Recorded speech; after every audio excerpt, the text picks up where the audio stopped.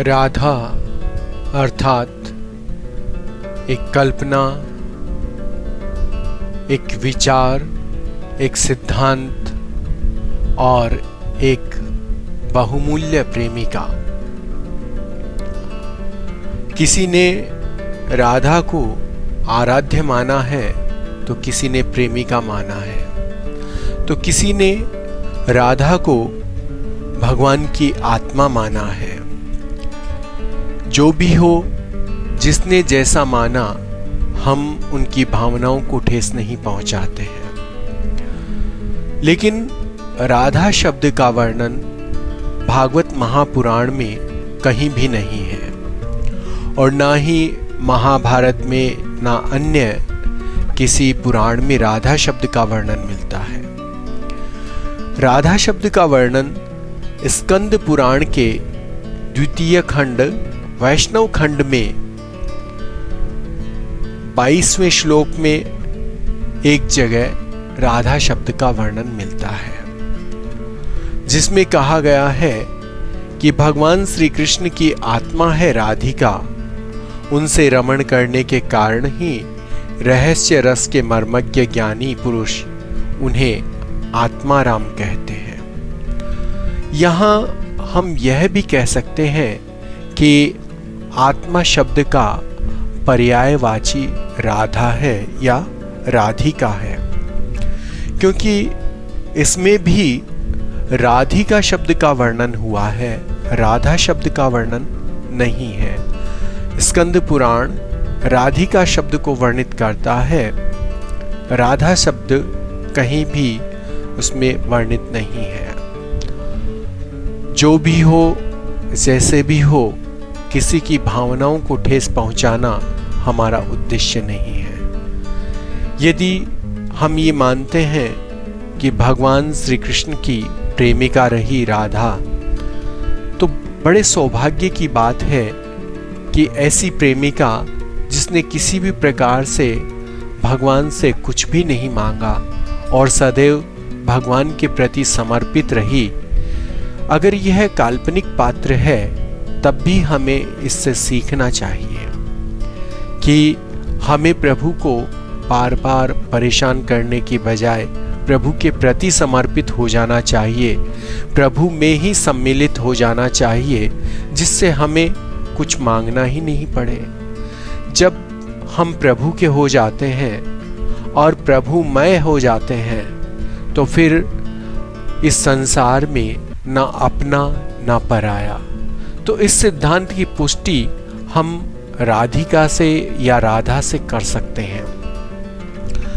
जिस तरह से उन्होंने कभी भी कोई भौतिक सुख, आध्यात्मिक सुख या मानसिक सुख की कल्पना या इच्छा प्रभु के समक्ष नहीं रखी, वैसे ही इस संसार में प्रत्येक प्रेमी को राधा जी को अपनी प्रेरणा बनाना चाहिए।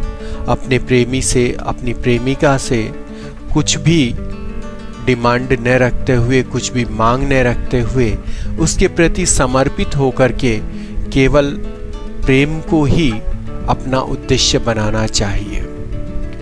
जब तक प्रेम सर्वोपरि है, तब तक आप वास्तव में पवित्र आत्मा हैं। और जब आपके प्रेम में भौतिकता, वासनाएं, लालसाएं आ जाती है, तो आप प्रेमी नहीं हैं। प्रेम का अर्थ कभी विवाह नहीं होता। यदि ऐसा होता तो राधिका जी भगवान श्री कृष्ण से प्रेम के बजाय विवाह करती, और भगवान ने 16,108 रानियों से विवाह किया था, कन्याओं से विवाह किया और उन्हें अपनी रानी बनाया। लेकिन राधा के साथ ऐसा कुछ नहीं था। तो अर्थ यही हुआ कि प्रेम कभी मांग नहीं करता, प्रेम कभी प्राप्ति में विश्वास नहीं रखता, प्रेम समर्पण में विश्वास रखता है। जब तक आप समर्पित नहीं होते, जब तक आप प्रेम देना नहीं सीखते, जब तक आप प्रेम में प्रेममय होना नहीं सीखते, तब तक राधा जी आपके लिए प्रेरणा का पात्र नहीं है। भले ही हम कितने ही राधे राधे या कृष्ण कृष्ण करें, लेकिन जब तक हम उनको अपने चरित्र में, अपनी मर्यादाओं में और अपने जीवन में नहीं उतारते हैं, तब तक हम वास्तव में प्रेमी नहीं हो सकते। प्रेमी का अर्थ कभी भी यह स्वीकार नहीं करना चाहिए कि मुझे उससे क्या मिला।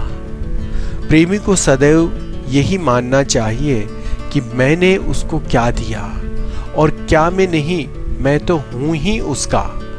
स्वयं को उसके प्रति समर्पित कर देना, स्वयं को उसके प्रति न्यौछावर कर देना, स्वयं को तल्लीन कर लेना, यही प्रेम है। तल्लीन का अर्थ है उसी में लीन हो जाना। उसके बिना आप जीने की कल्पना नहीं कर सकते, उसके बिना आप सोच नहीं सकते, उसके बिना आप रह नहीं सकते।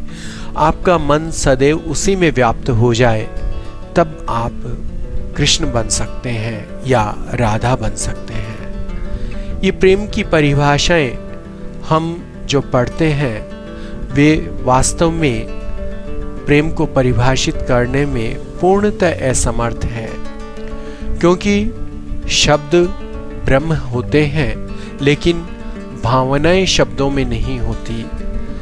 भावनाएं अभिव्यक्ति में होती है, और अभिव्यक्ति आप सिर्फ अपने समर्पण के माध्यम से प्रेमी को दे सकते हैं।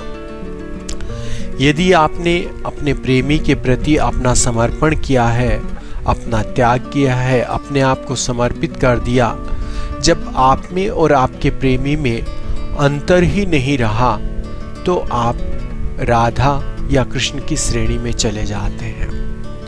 भले ही ये कल्पना हो, भले ही ये सत्य हो, लेकिन हमें इससे प्रेरणा मिल सकती है। अगर हम वास्तव में इनको मानते हैं, इनको पूजते हैं, तो हमारा जीवन जो है वो इनके प्रति समर्पित होना चाहिए।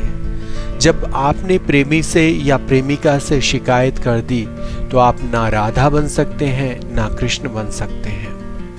आपका प्रेम, आपका समर्पण, यही सब आपको राधा या कृष्ण बनाता है।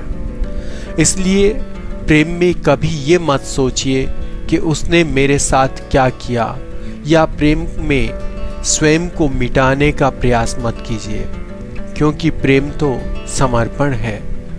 जिस तरह से हम वृक्ष में जल डालते हैं और धीरे धीरे उसकी देखरेख करते हैं, एक दिन वह फल स्वतः दे देता है, उससे मांगने नहीं पड़ते। वैसे ही आप प्रेम को अपने हृदय में पालते रहिए। जब उसका वृक्ष बन जाएगा और जब वह प्रस्फुटित होगा, तो आनंद रूपी फल आपको स्वतः मिल जाएंगे। इसलिए राधा और कृष्ण बहस का विषय नहीं होकर के, चर्चा का विषय नहीं होकर के, अनुसरण का विषय होना चाहिए। जब तक हम राधा और कृष्ण का अनुसरण नहीं करते, अपने हृदय में उनको नहीं उतारते हैं, तब तक हम केवल कल्पनाओं में और वैमनस्य में जीते रहेंगे। इसलिए सदैव अपने आप को समर्पित करिए, चाहे आप किसी से प्रेम करें, चाहे प्रकृति से करें, चाहे पशु से करें, चाहे मनुष्य से करें, चाहे माता पिता से करें, चाहे भाई बहन से करें। राधा का अर्थ ही समर्पण है, जो कभी डिमांड नहीं करती, जो कभी चाहती नहीं है, सिर्फ देती है और समर्पित हो जाती है।